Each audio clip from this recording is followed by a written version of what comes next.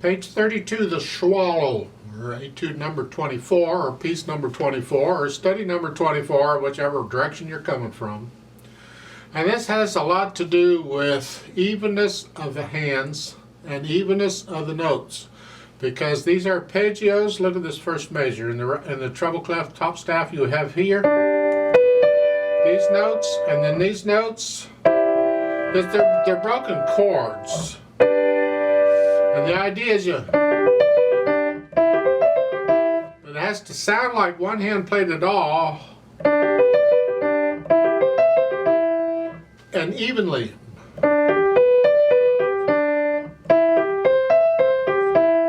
But when you get to going a little faster, that's kind of hard to do sometimes. So we have to be very careful about that. Now, in the bottom staff, they're showing these as staccato. You almost have to do staccato anyway, because you got to get your left hand up there. The left hand's going crazy, going back and forth. Well, good luck with that, because you're trying to look at the music and see down at the keyboard to see where you're going all at the same time.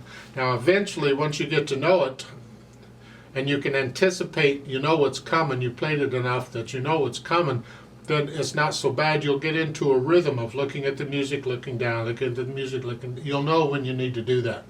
When you're first starting that, you just got to kind of go slow, and you'll hesitate here and there, and that's fine. Just work it out. So here it's just a G chord, a C chord, and even though, yes, you could play all of these with one hand,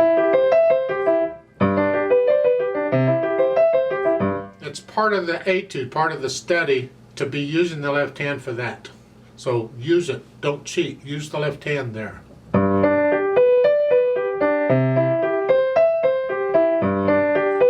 watch the fingering here on measure 2. Here, here, or here, 3, 2. See, a lot of times when we cross over, we won't use the thumb because the thumb is a short finger and we have to reach further. So here it's a 5, 3, 2 is fine. A little later we'll be forced to use the thumb, but right now we don't. And one hand position for all of those. So once you're there, this gives you a chance, if you need to, you can look up at the music again and see where you are, if you can figure it out. And that's the idea. Measure 3, you're here. By the way, we're in G major common time. I do a 4 here because that's really the key, that's the chord. And so that's the finger I would use. They're showing a 3 in this edition, whichever, but I prefer 4.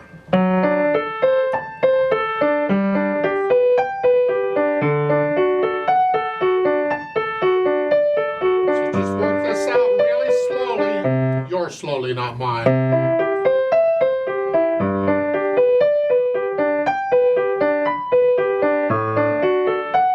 Now here, on measure 7, those are quarter notes now. You gotta play them legato. So.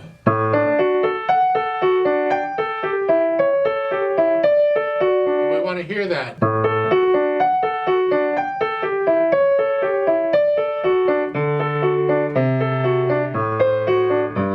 we're back to what we were doing before. You get the same thing on measure 15. What we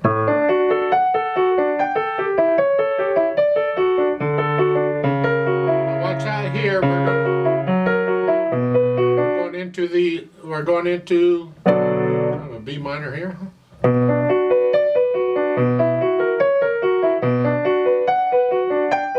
on measure 18, those are quarter notes.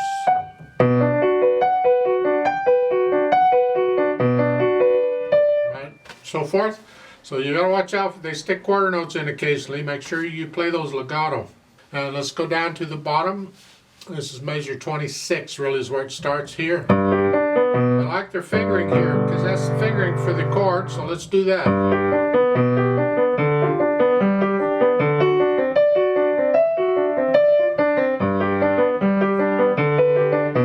Now you're moving around here, but you can just reach up.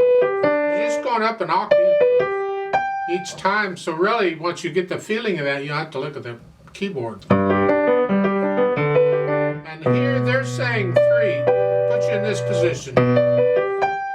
Here, and then it's chord.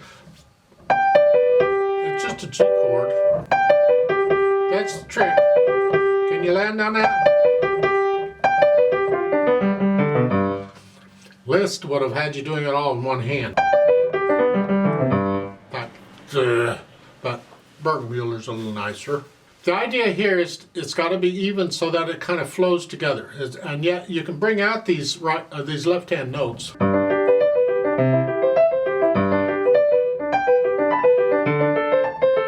get the idea? As far as the speed goes, Allegro non troppo is fast, but not too much fast, not too fast. Beethoven used that a lot.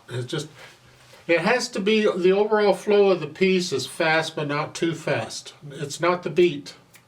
It's the flow of the piece. They give a metronome marking, but you have to go your speed. It has to be accurate. It has to, whatever it is, and it's soft.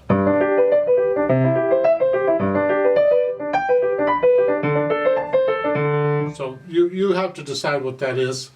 And then once you've got this, and the dynamics, I didn't really talk about the dynamics. I'm hoping you can read the dynamics and just add them in. This never gets really loud.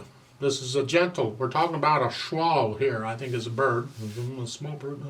Some people will use pedal on this because with all these broken chords, you just tend to want to use pedal. And if you're going to use pedal, then I recommend you simply change the pedal with a harmony, but you don't have to pedal everything. Although if you're going to pedal part of it, you want to pedal most of it, because you don't want too much of a contrast between the fullness of the overtones and the dryness of no overtones.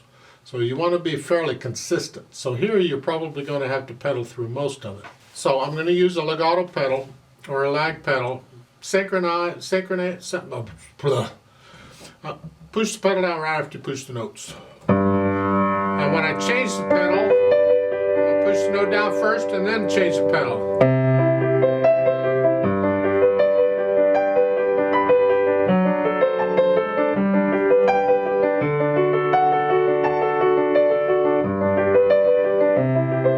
You get the idea? All the way through pretty much. Now when you get to measures like measure 7, where you have this in, I would change it on every beat here, just so it doesn't get too mushy. The first 2 beats are fine, it's the same chord. And this is all one chord. The last 2 beats is one chord. It's just, to me, that's too many overtones. I want to lose those. So it's supposed to be dolce here, it's sweetly. I don't want a lot of that. So change the pedal on the 4th beat here.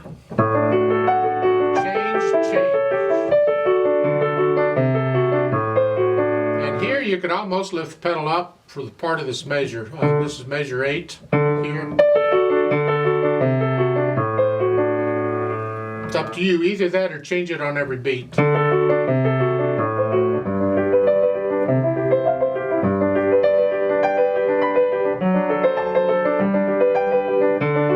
You get the idea there, I think. And there's other measures in here where you're similar to measure 7. The notes may be a little different. It's the same. You just change it on the pedal on every beat.